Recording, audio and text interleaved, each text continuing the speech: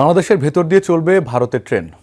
বাংলাদেশের প্রধানমন্ত্রী শেখ হাসিনা ভারত সফরে সম্প্রতি যে 10টি সমঝোতা স্মারকে স্বাক্ষর করেছেন সেগুলোর একটি হচ্ছে এই রেল ট্রানজিট।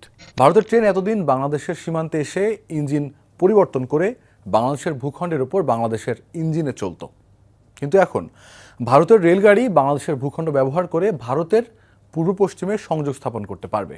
আর এসব নিয়েই শেষ কদিন নেটদুনিয়া উত্তাল। দর্শক, ট্রানজিট কি? ট্রান্সশিপমেন্টের মধ্যে পার্থক্য কী?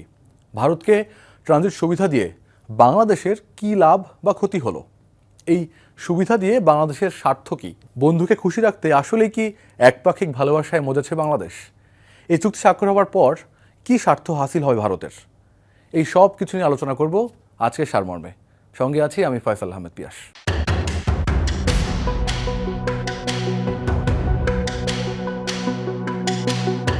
সবার আগে চলুন জেনে নেই ট্রানজিট বলতে আসলে কি বোঝায়। ধরে নেই এ, বি, সি তিনটি দেশ। এখন এ যদি বি দেশের রাস্তা ব্যবহার করে সি দেশে পণ্য পরিবহন করে, তাহলে বি একে ট্রানজিট সুবিধা দিল। এখানে কিন্তু শুধু বি দেশের ভূমি ব্যবহার করা হচ্ছে, এবং সবচেয়ে গুরুত্বপূর্ণ যে ব্যাপার সেটা হচ্ছে যানবাহন হবে এ দেশের।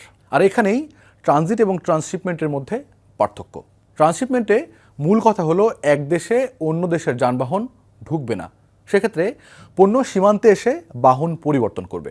যেমন ধরুন, ভারতের পণ্যবাহী জাহাজগুলো বাংলাদেশের চট্টগ্রাম বন্দরে এসে তাদের পণ্যগুলো খালাস করে, তারপর বাংলাদেশের ট্রাকগুলো সেই পণ্য বহন করে ভারতের আসাম, ত্রিপুরার সীমান্ত পর্যন্ত গিয়ে আবার ভারতের ট্রাকে তুলে দিয়ে আসে। এটা হলো ট্রান্সশিপমেন্ট। এবার আসি রেল ট্রানজিট ইস্যু নিয়ে। চুক্তি অনুযায়ী পশ্চিমবঙ্গের গেদে থেকে ভুটান সীমান্তবর্তী ডালগাঁও পর্যন্ত পণ্যবাহী ট্রেন চালু করতে চায় ভারত। তার মানে হলো দর্শনা দিয়ে ঢুকে ঈশ্বরদী, আব্দুলপুর, পার্বতীপুর হয়ে চিলাহাটি পর্যন্ত বাংলাদেশের ভূখণ্ড ব্যবহার করে ভারতীয় ট্রেনটি আবার ভারতে প্রবেশ করবে। ভারতের পক্ষ থেকে জানানো হয়েছে পরীক্ষামূলকভাবে আগামী জুলাই মাসে বাংলাদেশের ভেতর দিয়ে ভারতের রেল চালানো হতে পারে। বর্তমানে 5টি রুটে বাংলাদেশ এবং ভারতের মধ্যে ট্রেন চলে। 3টি যাত্রীবাহী ইন্টারচেঞ্জ, বাকি 2টি পণ্যবাহী। বর্তমান নিয়ম অনুযায়ী ভারতীয় ট্রেন সীমান্তে আসার পর বাংলাদেশি ইঞ্জিনে বাংলাদেশের অভ্যন্তরে আসে, আর বাংলাদেশি চালক তা চালিয়ে আনেন, আর ফিরে যাওয়ার সময় ওই একই নিয়ম অনুসরণ করা হয়। এবার আসা যাক, প্রস্তাবিত রুটটি চালু হলে ভারত কতটা লাভবান হবে, আর বাংলাদেশের বা কী লাভ? শুরুতে আসি ভারতের স্বার্থ নিয়ে। বর্তমানে পশ্চিমবঙ্গের কলকাতা থেকে দেশটির উত্তর পূর্বগামী train Jalpaiguri chicken neck corridor ঘুরে যায়। বাংলাদেশের দর্শনা, ঈশ্বরদী, আব্দুলপুর, পার্বতীপুর, চিলাহাটি হয়ে গেলে 300 কিলোমিটার পথ কমবে এখানে। এতে দেশটি পশ্চিমবঙ্গের বিভিন্ন অঞ্চল ও উত্তর পূর্বাঞ্চলীয় রাজ্যগুলোয় যাতায়াত যেমন রেলপথের দূরত্ব কমে আসবে, তেমনি ট্রেনের পরিচালনা ব্যয়ও কমে আসবে বহুলাংশে। দেখুন, এই ট্রানজিট কিন্তু নতুন নয়। কয়েক বছর আগেই 2টি রুটে ভারতকে পণ্য পরিবহনের অনুমতি বা ট্রানজিট দেয় বাংলাদেশ। আগের আলোচনা থেকে বুঝতেই পারছেন, তখন বাহন পরিবর্তন করে স্থলবন্দর দিয়ে পণ্য আসতো, আর বাংলাদেশের যানবাহন আবার পণ্যগুলোকে ভারতের সীমান্তে দিয়ে আসতো। বলা যায় ভারতের মালবাহী কোনো ট্রেন বাংলাদেশের মধ্য দিয়ে সরাসরি যেতে পারতো না। এতে প্রচুর খরচ এবং সময় ব্যয় হতো, আর এই সময় খরচ কমাতেই ভারতের বহুদিনের আকাঙ্ক্ষার ফলাফল এই রেল ট্রানজিট সুবিধা।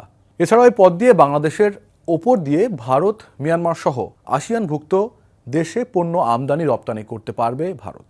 তবে আরেকটি কারণে এই চুক্তি ভারতের জন্য বেশ গুরুত্বপূর্ণ, সেটা হলো তাদের লুক ইস্ট পলিসি। এশিয়াতে চীনের সাথে পাল্লা দিতে আসিয়ানভুক্ত দেশগুলোতে বাণিজ্য কার্যক্রম বৃদ্ধি ভারতের জন্য খুবই গুরুত্বপূর্ণ ব্যাপার। এবার আসি বাংলাদেশ স্বার্থে। কূটনীতি ভাষায় এই চুক্তি বাংলাদেশের জন্য হতে পারে অন্যতম বার্গেনিং টুল। নন ট্যারিফ ব্যারিয়ার্স, সীমান্ত সমস্যা, সমুদ্র বিরোধ নিষ্পত্তি এবং পানি বন্টন চুক্তি সহ নানা ইস্যুতে এই ট্রানজিট সুবিধা হতে পারে বাংলাদেশের অন্যতম কূটনৈতিক হাতিয়ার। রিজিওনাল কানেক্টিভিটির ক্ষেত্রে ট্রানজিট, ট্রান্সশিপমেন্ট এগুলো কিন্তু খুবই স্বাভাবিক ব্যাপার। যেমন ধরুন, বলা যেতে পারে ইউরোপীয় ইউনিয়নের কথা। এছাড়াও বিভিন্ন অঞ্চলে এমন বাণিজ্যিক রুট বহু আগে থেকে কিন্তু প্রচলিত। তবে আসল কথা হল কূটনৈতিকভাবে সুবিধার আদান প্রদান কিভাবে হচ্ছে। অর্থনীতির ভাষায় এটি জিরো সাম গেম বা একপাক্ষিক লাভ, নাকি দুপক্ষের জন্যই উইন উইন সিচুয়েশন, তা বুঝতে আমাদের অপেক্ষা করতে হবে আরও কয়েক বছর। তাছাড়াও আপনারা জানেন, ইতোমধ্যে 2024 সালের 23 জুন স্বাক্ষরিত সমঝোতা স্মারক তিস্তা প্রকল্পের বিষয়ে যৌথভাবে কাজ করার সিদ্ধান্ত হয়েছে, এবং তাতে বাদ সেধেছেন পশ্চিমবঙ্গের মমতা বন্দ্যোপাধ্যায়। আন্তর্জাতিক বিশেষজ্ঞদের মত, ট্রানজিট পাওয়ার পর দর্শনা থেকে চিলাহাটি পর্যন্ত যে রেল লাইনটি ভারত ব্যবহার করার সুযোগ পাবে, সেটির উন্নয়ন এবং ব্যবস্থাপনার খরচও পাওয়া উচিত বাংলাদেশের। এদিকে 2026 সালে বাংলাদেশ এলডিসিভুক্ত দেশগুলোর মধ্যে কিন্তু আর থাকবে না। তখন শুল্কমুক্ত পণ্য পরিবহনের সুযোগ আর পাবে না বাংলাদেশ। এখন ভারতে পণ্য রপ্তানিতে 97% শুল্ক মুক্তির সুবিধা পাচ্ছে কিন্তু বাংলাদেশ, যদিও নন ট্যারিফ বাধা রয়েছে, যে কারণে আসলে খুব একটা বহুলাংশে লাভ করতে পারছে না। তবে এলডিসি থেকে উত্তরণের পর শুল্ক মুক্তি বজায় রাখতে আলোচনা চলমান রয়েছে, যেটার নাম সেপা, কম্প্রিহেন্সিভ ইকোনমিক পার্টনারশিপ এগ্রিমেন্ট। দ্বিপক্ষীয় বাণিজ্য, আঞ্চলিক স্থিতিশীলতা ও ভৌগোলিক কারণে বাংলাদেশ ও ভারত একটি বন্ধুত্বপূর্ণ সম্পর্ক রক্ষা করতে চায়। তাছাড়া বাংলাদেশের কূটনৈতিক পলিসি হচ্ছে সবার সাথে বন্ধুত্ব, কারোর সাথে বৈরিতা নয়। 2022 সালে ভারত বাংলাদেশকে বিনা মাশুলে তাদের স্থলবন্দর, বিমানবন্দর ও সমুদ্র বন্দর ব্যবহার করে তৃতীয় কোনো দেশে পণ্য পরিবহনের প্রস্তাব দিয়েছে। এতে করে বাংলাদেশের পণ্যবাহী ট্রাক এই ভারতে নির্দিষ্ট স্থলবন্দর ও পথ হয়ে নেপাল ও ভুটানে যেতে পারার কথা, কিন্তু সেই সুবিধা কিন্তু এখনও পায়নি বাংলাদেশ। তাছাড়া 2015 সালে বাংলাদেশ, ভুটান, ভারত, নেপাল, যেটাকে বলা হচ্ছে বিবিআইএন মোটরযান চুক্তি স্বাক্ষরিত হয়, কিন্তু সেই চুক্তিও কিন্তু এখনও কার্যকর হয়নি। ট্রানজিট নিয়ে বিশ্ব বাণিজ্য সংস্থার কিন্তু একটি নীতি আছে। যদি এ দেশ চায় বিদেশের ওপর দিয়ে সি দেশে পণ্য পরিবহন করবে, তাহলে বি ট্রানজিট দিতে বাধ্য। কিন্তু এ যদি আরেকটি অংশে যেতে চায়, যদি বি এর ওপর দিয়ে যেতে চায়, তাহলে বি ট্রানজিট দিতে বাধ্য নয়। নেপাল ও ভুটান যথাক্রমে 1976 এবং 1984 সালে বাংলাদেশের সাথে ট্রানজিট চুক্তি করেছিল।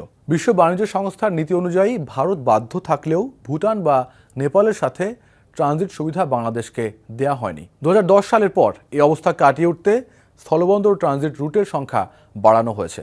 বর্তমানে নেপাল ও ভুটানের ট্রাক ভারতীয় ভূখণ্ড ব্যবহার করে বাংলাদেশ সীমান্ত পর্যন্ত পণ্য পরিবহন করতে পারে, কিন্তু বাংলাদেশের ভেতর প্রবেশ করে মোংলা বা চট্টগ্রাম বন্দর পর্যন্ত যাতায়াত করতে পারে না।